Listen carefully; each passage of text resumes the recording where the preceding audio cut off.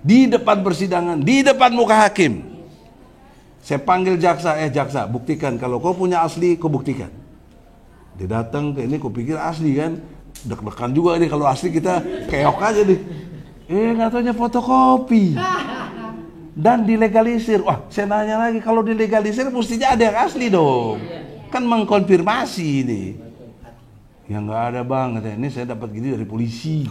Ya. Apa konfirmasinya?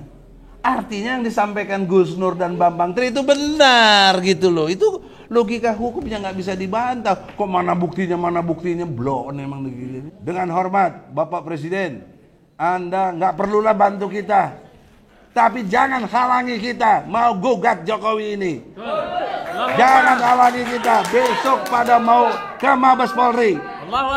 Jangan halangi kita ke UGM. Kau harus melakukan sangat introspeksi diri. Apa kau berlaku jujur, benar, dan adil. Kita hanya bisa nanti sudah bercerita kepada Allah dalam arti dipertanyakan di akhirat. Jangankan di akhirat, dunia kita sudah bercerita ini.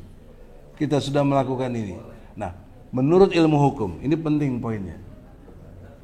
Ada dua yang tidak terbantahkan. Dalam konteks ijazah Jokowi, ada dua. Tolong Bu Kurnia, mungkin persepsi kita berbeda, tapi kita samakan sekarang. Yang pertama, ya, proses dari pembuktian yang dilakukan oleh mereka itu tidak memenuhi standar tentang alat bukti. Pasal 184 KUHP menerangkan ada 5 alat bukti. Ya, dalam perspektif itu, satu, keterangan fakta. Fakta di persidangan kurang lebih 30 orang saksi, termasuk 8 saksi ahli, 5 dari mereka, 3 dari kita. Rocky Gerung, Profesor Aceng, Dr. Taufik Ali Pidana.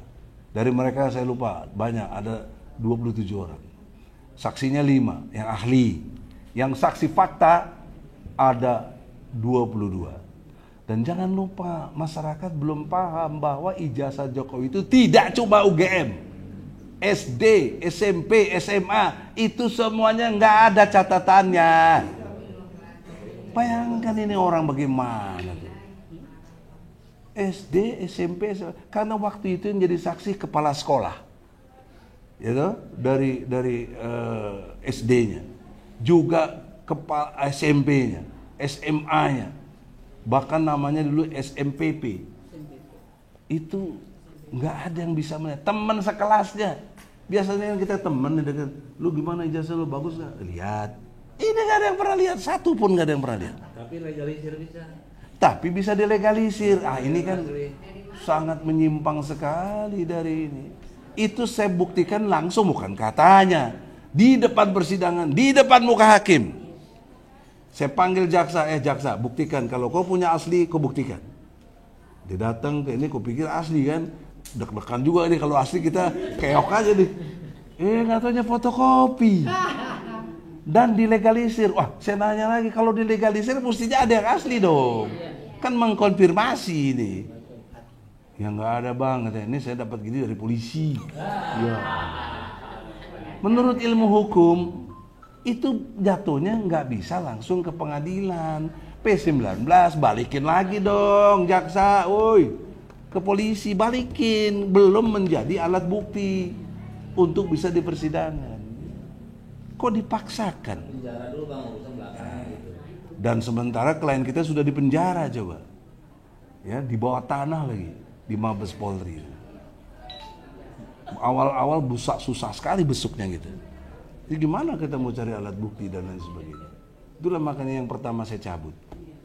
Ya, jadi bukan ada apa-apa, orang udah nuju macam-macam. Saya sebenarnya apa istilahnya attack, serangan balik aja. Ya, jadi nanti jadi 0-0 baru saya bikin lagi gugatan. Nah, ternyata pembuktiannya benar dan ini udah saya podcastkan di mana-mana. Dibantu diskusi dengan Ahmad Yani, Ketua Masyumi, pernah di Komisi 3, dibantu oleh Refli Harun, ahli tata negara, dibantu oleh Bambang Wijoyanto. Ada di podcast itu 2 tahun lalu. Ya. Jadi oleh karena itu saudara, poin pertama itu, tidak mencukupi alat bukti tapi dipaksakan. Itu aja udah gugur secara ilmu hukum. Yang kedua, dari terbukti putusan PT. PT memutuskan dari tuntutan yang dari PN itu dari jaksa tuntutan 10 tahun, PN Solo memutuskan 6 tahun, kemudian saya banding, Pengadilan Tinggi memutus 4 tahun. Saya perhatikan apa yang menjadi dasar putusan ini.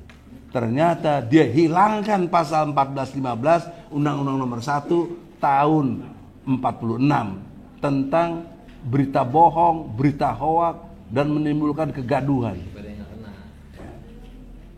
Nggak ada. Hakim tinggi menilai nggak ada. Apa konfirmasinya? Artinya yang disampaikan Gus Nur dan Bambang Tri itu benar gitu loh. Itu logika hukumnya nggak bisa dibantah. Kok mana buktinya blon emang begini.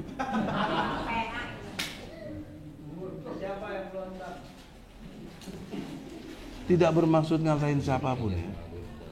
Jadi saudara-saudara, bentar lagi mau maghrib. Jadi saya udah buktikan 2 alat bukti yang kuat. Jokowi bersalah. Kenapa Jokowi tetap dimenangkan sampai hari ini? Juga saya ingatkan saudaraku, sahabatku, kalau masih mau disebut sahabat, Bapak Prabowo Subianto, Presiden RI ke-8. Anda punya otoritas. Allah kasih otoritas sama Anda presiden sekarang. Apa yang Anda kerjakan ditanya di akhirat nanti. Jangankan di akhirat, di sekarang ini dipertanyakan. Jadi oleh karena itu saudara-saudara, dalam kesempatan ini dengan hormat Bapak Presiden, Anda nggak perlulah bantu kita, tapi jangan halangi kita mau gugat Jokowi ini. Jangan halangi kita besok pada mau ke Mabes Polri. Allahu Akbar. Jangan halangi kita ke UGM. Kau harus melakukan sangat introspeksi diri. Apa kau berlaku jujur, benar, dan adil. Oleh karena itu kita berharap Allah beri hidayah kepada Prabowo. Amin. Takbir. Takbir. Takbir. Selamat berbuka puasa. Assalamualaikum warahmatullahi wabarakatuh. Sebagai closing statement dari saya minta Pak Prabowo tolong pecat itu bekas rektor Pak Pratikno. Masa orang ajar seperti itu malah menjadi menteri, koordinator pengembangan manusia apa gimana? PMK. PMK, pembangunan manusia dan kebudayaan. Orang nggak berbudaya seperti itu.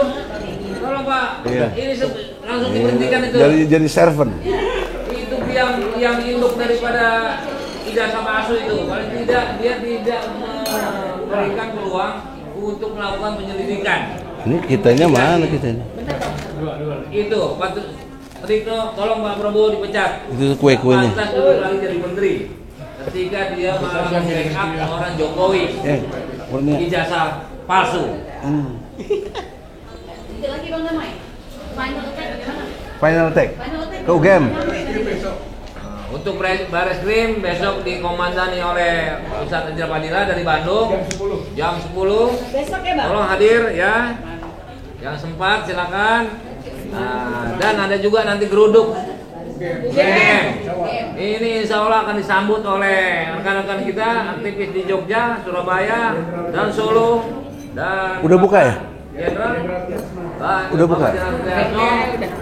Saya udah almarhum itu Pak Mudrik ya, senior kita. Tapi anak buahnya masih banyak semuanya. Mungkin kita mampir ke rumah Gibran, Pupu Papa. Betul.